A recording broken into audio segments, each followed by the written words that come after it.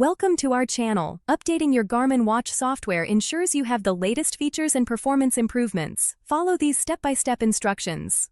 Step 1. Visit the Garmin website and download Garmin Express software for Windows or Mac if you haven't installed it yet. Step 2. Install Garmin Express on your computer by following the installation wizard prompts. Step 3. Connect your Garmin watch to your computer using the USB charging cable provided with your device. Step 4. Launch Garmin Express. The software will automatically detect your connected watch. Step 5. Sign into your Garmin account or create one if you're a new user. Step 6. Garmin Express will check for available software updates for your watch automatically. Step 7. If updates are available, click Install All or select specific updates you want to install.